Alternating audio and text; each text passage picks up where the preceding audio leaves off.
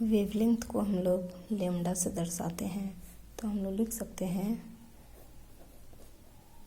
It is denoted by lambda. और generally हम लोग इसको एक्सप्रेस्ड करते हैं पिकोमीटर या तो नैनोमीटर या तो एंगस्ट्रॉन्ग, वो भी हम लोग इंक्लूड कर सकते हैं इसमें। इट इज एक्सप्रेस्ड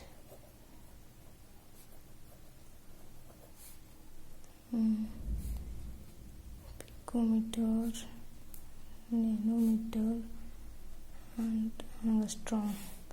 इन लोग का वैल्यू तो हम लोग जान ही सकते हैं। पिकोमीटर मतलब होता है 10⁻⁻12 मीटर, और नैनोमीटर मतलब होता है 10⁻⁻9 मीटर। एंगस्ट्रॉन्ग का मतलब होता है 10⁻⁻10 मीटर। आइए हम लोग दूसरा टॉपिक देखते हैं, amplitude.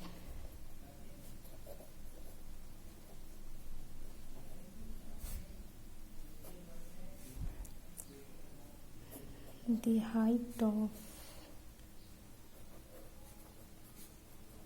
height of crest or depth of trough is known as amplitude. तो आइए हम समझते हैं amplitude. The height of crest और depth of trough is known as amplitude. ये मेरा क्रस्ट है, ये मेरा ट्रफ है, तो इसका हाइट, ये मेरा हाइट हुआ ना, इसका हाइट या तो इसका हाइट, किसी एक को या तो हाइट ऑफ क्रस्ट या तो हाइट ऑफ ट्रफ, इसी को हम लोग बोलते हैं एम्पलीट्यूड। इसको डिनोट करते हैं हम लोग स्मॉल ई से।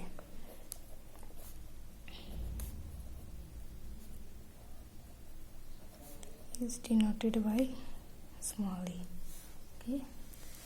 और इसको भी जनरली हम लोग एक्सप्रेस करते हैं पिकोमीटर, नैनोमीटर या तो एंगस्ट्रॉन्ग। आप लोग इसे लिख सकते हैं। अब तीसरा टॉपिक आते हैं, फ्रीक्वेंसीज।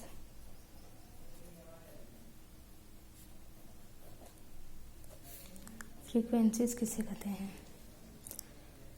जो एक सेकेंड में जितना नंबर ऑफ वेव पास कर सके उसी को फ्रीक्वेंसीज कहते हैं।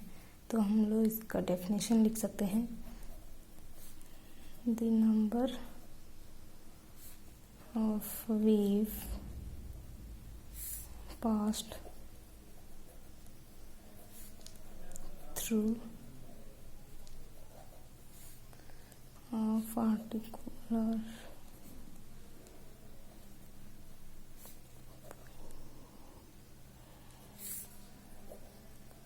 पर सेकेंड भी लिख सकते हैं या तो 1 सेकेंड भी लिख सकते हैं।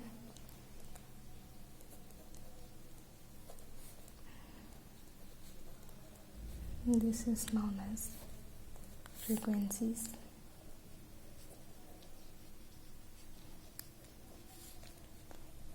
Of that wave।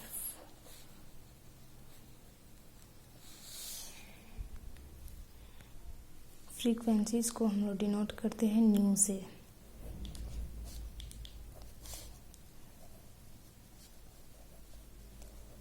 Denoted by, ऐसे लिखते हैं इसको।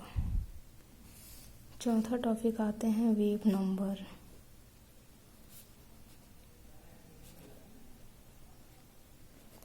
ये भी फ्रीक्वेंसी जैसा ही है, बस उसमें होता है कि एक सेकेंड में जितना नंबर ऑफ वेव पास कर सके, लेकिन इसमें है कि 1 सेंटीमीटर में जितना नंबर ऑफ वेव पास करे उसी को वेव नंबर बोलते हैं।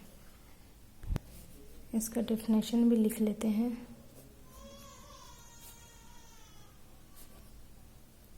The number of wave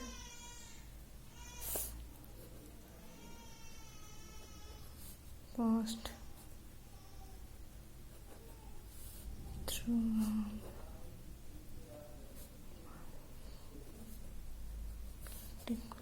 cm/cm.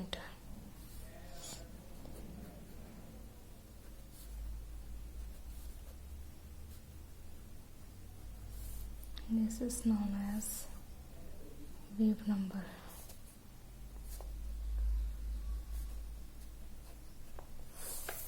इसको डिनोट करते हैं न्यू बार से. इज डिनोटेड बाय, उसी को फ्रीक्वेंसी जैसा ही लिख देना है न्यू, और ऊपर में लगा देना है इसको बार. न्यू बार से जो वेव नंबर होता है वो वेवलेंथ का इन्वर्सली प्रोपोर्शनल होता है. तो हम लोग इसको ऐसे भी लिख सकते हैं, wave number is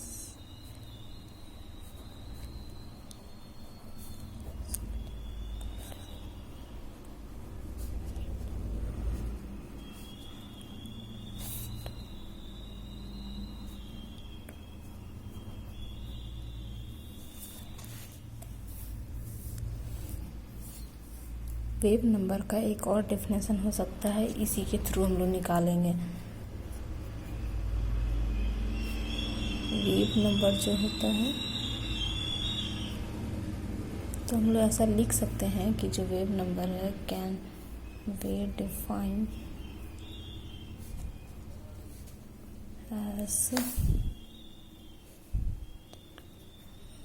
the reciprocal of wavelength